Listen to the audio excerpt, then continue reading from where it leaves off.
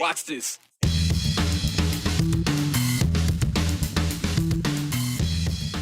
A push to get medical marijuana on your November ballot didn't make the cut. They failed to get the signatures, and the state's top election official questioned the legitimacy of those initials. But the group behind the effort says that's not true. Big tech meets rural Idaho. Or will it? Washington County leaders say it's time to put up regulations in case a company wants to put in a data center. But some of its residents don't want those companies to have that option at all. It's the highlight of summer for kids in 4-H and FFA, when their hard work goes on display and a few minutes in the ring means a chance for grand champion. For one family, that work hits closer to home than the fairgrounds. The people behind the failed Medical Cannabis Act petition are speaking out and pushing back against the claims from the Secretary of State. Just a couple weeks ago, Secretary Phil McGrain rejected their attempt to get that petition on the ballot, saying they did not get enough verified signatures. McGrain also had major concerns about how those signatures were collected. But the people with the Natural Medicine Alliance of Idaho say much of the criticism is unfair, and Justin Core, you're here to talk about it. Hunter, thank you. Yes, we have the letter sent by the Natural Medicine Alliance of Idaho to the Secretary of State, laying out their issues with McGrain's rejection. Most importantly, they say, though, they do not intend to legally challenge the rejection, but they did want to respond. They say they're proud of the number of signatures gathered, about 150,000, more than twice the 70,000 required, and broad public support. But they say that only 58,000 signatures were actually verified, which they called unusual, and said that well over 10,000 signatures from registered Idaho voters were actually rejected based on they call technicalities or legally questionable grounds. They said a Canyon County resident signing a petition page for Ada County residents would have caused a rejection. Quote, counties rejected thousands of signatures because each petition sheet must contain signatures only from residents of a single county. They went on to say, quote, although this restriction may have served a purpose when clerks only had access to county records, Idaho now maintains a statewide voter registration database, end quote. They also said, quote, thousands of signatures were rejected because they were undated, even when the relevant date could actually be confirmed from surrounding signatures and the petitions signed, dated, and notarized circulator affidavit. They claim state law does not expressly require each signer to provide a date even. They also wrote that, quote, thousands more were reportedly rejected because the voter was not active. The initiative statutes do not impose a specific registration timeline, adding that, quote, these rejections should concern all Idahoans, particularly the registered voters who took the time to participate in the initiative process, only to have their signatures rejected afterward, end quote. NMAI also said they acted in good faith to verify all the signature gatherers were in fact residents of Idaho and that they have zero tolerance for fraud. Secretary of State also had concerns, though, about there potentially being paid signature gatherers who did not tell people they were paid. That would be against the law. NMAI said they just hired a professional contractor, Black Peak, to manage those payments, people, and the signatures. They changed late in the game, but in a previous news release, NMAI claimed that Black Peak was disorganized and that their confidence in them was misplaced. Well, the CEO of Black Peak said they stand behind the work they did and that, quote, our petition circulators operated under clear rules and clear expectations. We collected identification from every circulator we hired, and we confirmed each circulator's Idaho residency on 3 separate occasions during the application and onboarding process. Every signature we collected was then subjected to a rigorous validation process, including a forensic handwriting review before it was submitted. He also responded to the claim that they were disorganized, saying, quote, Black Peak did the job we were hired to do. The Alliance owes Black Peak a substantial sum of money for services rendered and has chosen to attack our work rather than pay its bills. Criticizing a vendor you have not paid is not accountability, it is deflection, and Idaho voters deserve better from a group asking for their trust. The problems on this campaign did not begin in the field, and they did not end there, end quote. And neither does the drama, apparently. The full statements from them and NMAI will be on KTVB.com. Hunter. Oh, whoa. A lot of finger pointing, it seems. So, kind of bringing it back, Secretary of State's office following the organization. So what does now the Secretary of State's office have to say about this? Yeah, they're trying to stay out of it from here on out. Not much. They said they just stand behind their original rejection letter. They're trying to do this. Just be done. So it is officially still not on the ballot. Yes, and Okay. It's almost assuredly not going to be. Again, NMAI says they're not going to pursue legal action on this. So there's no reason to expect this to be on the ballot. Wow. All right, Justin, thank you. All right, getting to weather a little earlier in the 208 today, and you may have noticed if you've been out and about, you might be breathing just a little bit easier. We've had winds out of the south that have pushed much of that wildfire smoke also to the north. And so we are seeing air quality right now in the yellow or moderate category for the first time in several days in the Boise area. And our air quality alert across the Treasure Valley has for the moment been expired. Now, as we look at our smoke futurecast, this will kind of be the pattern the next couple of days. Overnight, into the early morning hours, we'll likely wake up to the densest smoke of the day, but then with southerly winds in play tomorrow, once again, I think we'll see those smoke levels start to dissipate and air quality improve as the day goes on. Unfortunately, we are trading the wildfire smoke for heat. It is a toasty afternoon. We're right up near 100 in Nampa and Mountain Home. Nampa has hit 100. We're back down to a cool 99 degrees. 98 in Boise right now. We're in the 90s in the Magic Valley, 80s and even 90s up in the mountains. And tomorrow will be even hotter. A heat advisory went into effect today. It is in effect through Saturday. Friday, the hottest day, but you can see from eastern Oregon all the way through eastern Idaho, we expect scorching temperatures. The hottest day of the year likely coming our way tomorrow. In the short term, what we're watching out there right now, we have some thunderstorm activity over the Owyhees. Looks like a little pocket of light rain developing over the Boise Mountains, courtesy of an outflow boundary from a now decaying thunderstorm. This is what I'm watching right here. This has not so far been warned severe. It looks like we probably are just seeing some very heavy rain in the middle of this storm. But if you're in Parma and Homedale, you may be keeping an eye on those western skies. This is moving from west to east. If you start seeing those winds or feeling those winds pick up, you may want to duck indoors for a couple moments until that storm passes. I don't know that we'll see a whole lot more storm activity, but it is possible through sunset that we could have some gusty winds and rumbles of thunder and lightning strikes over the valley and into the mountains, maybe holding on through the overnight hours. This is about midnight to 1 a.m. tomorrow. Tomorrow, though, the moisture moves east. We'll have that flow from the south. That's what will lead to our scorching Friday. Be ready for a very hot day tomorrow. Blazing sunshine overhead. Will be in the triple digits by 3 o'clock in the afternoon, heading for a high of about 105 in Boise. There's the potential for temperatures up to 107, maybe 108 in the hotter spots of the Treasure Valley tomorrow. So even though the smoke will likely be at its most dense in the morning, if you can stand it or tolerate it for a little bit, that's likely your best bet for that outdoor walk. We'll wake up to temperatures in those mid to upper 60s across the lower elevations. Look at our highs tomorrow. 105 for Caldwell and Boise. Mountain Home at 104 tomorrow. Even McCall into the 90s, and Stanley flirting with 90 as well, with abundant sunshine across the region. Still hazy skies, but again, I expect air quality to be tolerable tomorrow. Saturday, we stay toasty in the triple digits. What a day for that Ironman competition here in Boise. And then we drop to a cool 97 to wrap up the final weekend of July, but we stay sunny and hot long term with those highs settling in the 90s through the middle of next week. All right, we do have a traffic alert for you at 5:07. Heads up, there is a wildfire that has caused a shutdown of northbound Highway 55 approaching Horseshoe Bend. This is over Horseshoe Bend Hill, so between Avamore and Horseshoe Bend. Northbound Highway 55 for the moment is closed. Right now, that's about an 8-mile stretch. I've not seen what the detour looks like or if they're having folks just turn around, but your best bet is to avoid this area if at all possible for the next little bit. We'll have more updates for you on that on the news at 6. Otherwise, the commute looking pretty typical. Slow at the Flying Y merge point. You'll be stop and go again as you get into Nampa on those westbound lanes. About a half-hour commute from Boise to Caldwell right now.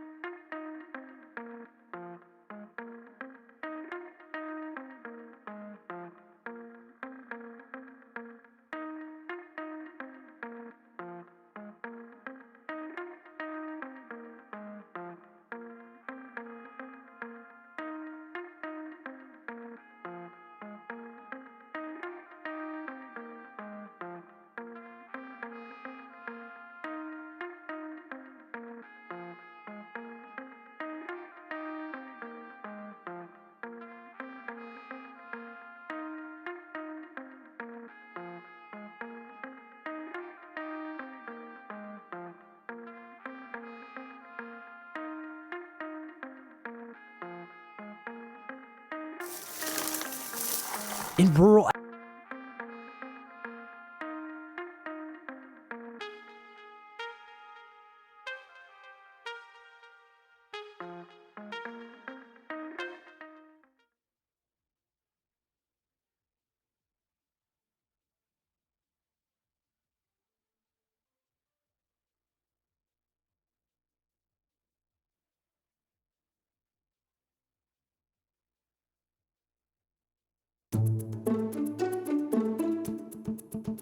We are not just residents of Washington County. We are its stewards, and we want to leave it as beautiful and productive for future generations as it is today. People living in Washington County are trying to figure out the best steps forward for the future, a future that could involve data centers, which are becoming more in demand to support the use of artificial intelligence. More than 3,000 data centers have been built across the country, a handful of which are in Idaho. And in each building, they require a great deal of power, water, and land. In the small towns that make up Washington County, some of that land is already being advertised specifically for the use of a data center, like this acreage along the Snake River in Weiser. Knipe Land Company writes it may be an ideal location for a variety of high-tech industrial and energy projects, end quote. It's not just Washington County. Other rural areas like Payette are home to land that's on the market as a potential AI campus. A lot of this acreage sits on agricultural land. It neighbors other farms and people who have opted for a quiet life in the state's rural corners. So one of the reasons why county leaders have a drafted ordinance that will create regulations if a company buys that land to build a data center. About a dozen people showed up last night to testify on the ordinance. Some of those residents say it goes too far, possibly violating private property rights. But for those against big tech for moving in, it doesn't go far enough. Cooper Morgan explains. In rural ag towns, there are few sounds. The rustle of wind in the fields, the spray of sprinklers, and there's something you can't see. The family history. My mom works at an onion packing facility. My grandpa still works in the field, so definitely agriculture is a huge part of my life. Daniel Olivo says it's rooted deep. Grandparents were seasonal migrant farm workers that were born in Mexico and would migrate to the U.S. to work seasonally, work in the field. But now Olivo and his neighbors are focused on something new, a proposed data center ordinance, and what it could mean for Weiser's future. I just don't want it to come home. I don't want it here. Washington County says they need rules in place, an ordinance, before any company can build. Doing nothing, however, is not a safe option. With a new ordinance, the county says it sits in a far stronger position. The question tonight is not simply whether you support or oppose data centers. It is how Washington County can best protect its residents, its agricultural economy, its water and natural resources. The first draft states all centers need a special use permit. The bottom line is you're saying, yes, you can do business here. You just have to find a way to make it palatable. And I'm saying the easiest way to make it palatable is not to have it. Build on a minimum of 100 acres and 2 miles away from any subdivisions or a mile from schools. I don't think that's far enough. Olivo's top concerns, water pollution and the system the center would use for cooling. If the water is being polluted after the loop, where is that water going? Is that going to sink into our water supply and affect our crops? Another, the unknown long-term effects to the area around data centers. How is that going to affect our health, our children's health? Like I said, Weiser is a small agricultural town, so how is that going to affect our crops? How is that going to affect our livestock? What could be done about it? Needs to be complete and correct and protect the county and the citizens. The current draft doesn't do either of those. For Olivo, advertising that suggests a data center can just move in willy-nilly hurts. And yeah, it's just very frustrating. It feels like we're being sold without our consent, and I don't like that. Especially when he's heard the water, the rustle of corn, and a way of life passed down through generations.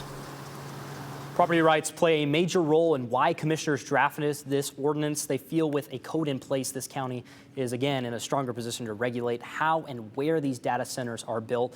If they just say no and deny every application to build, there's a chance these companies could appeal and it could get tied up in a lawsuit on the county's dime. As for this ordinance, commissioners opted to keep this discussion going and take people's feedback back to the drawing board. They plan to hold another special hearing to go over the ordinance draft in the future. Hunter. Okay, so when they're talking about this drafted ordinance, was there any discussions about advertising when it comes to land and AI centers? There was a good amount of just, the advertising that is already existing. And just a lot of the people there were frustrated with that, especially considering there's not those rules in place already. Yeah. The commissioners, again, going back to the drawing board to figure out exactly how they can deal with that.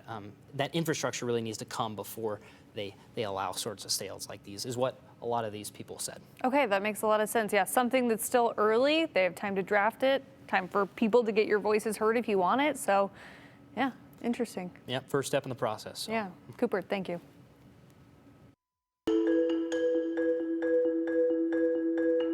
In Idaho, Fair Time is the social event of the season, bringing in kids of all ages to show off their showmanship. How it's become a family tradition, that's next in our Inside Ag. Speaking of a tradition you know all too well, viewer comments. Text us at 208-321-5614 and we'll share your thoughts, comments, and queries.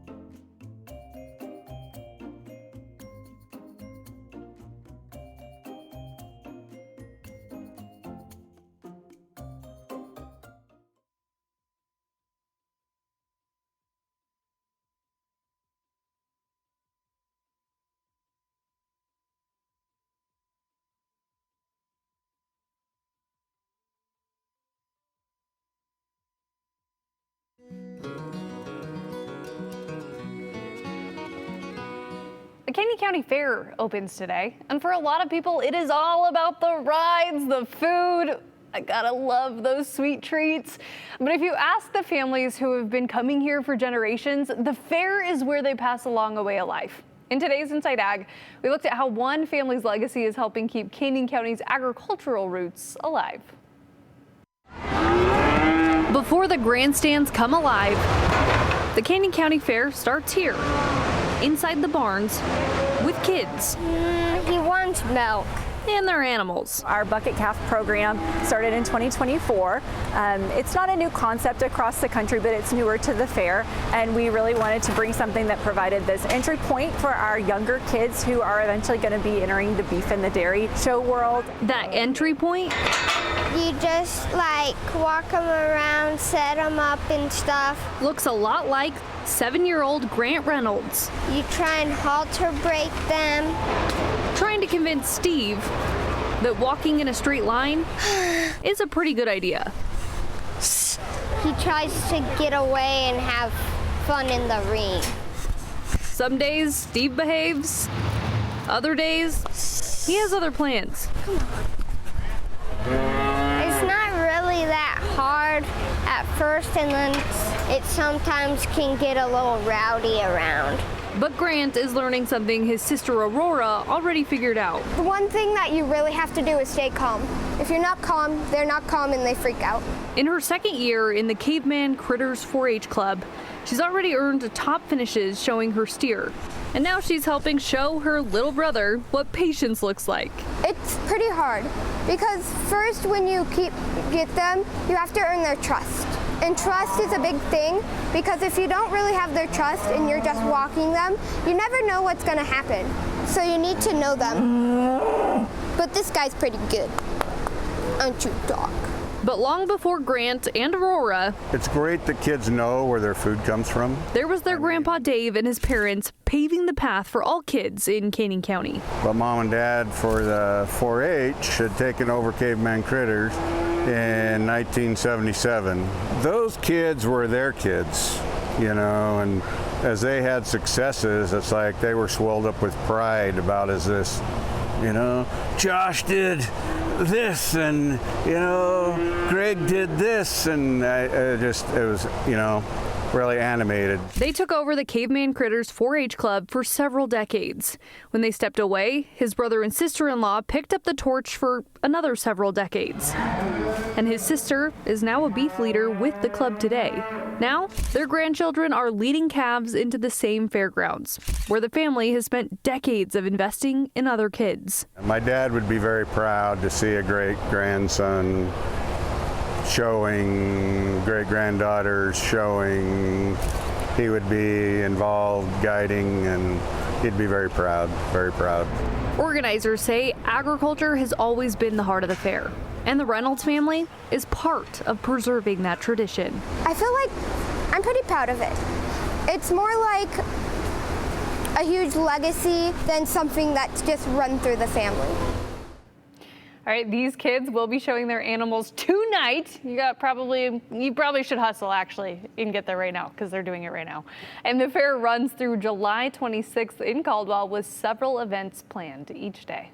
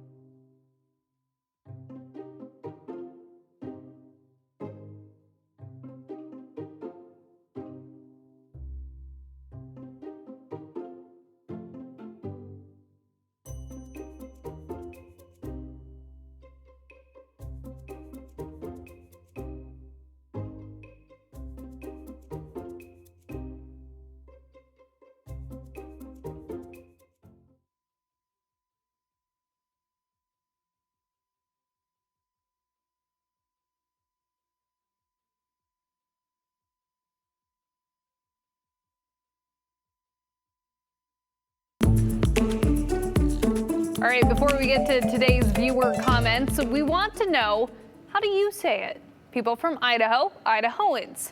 People from Boise, Boiseans.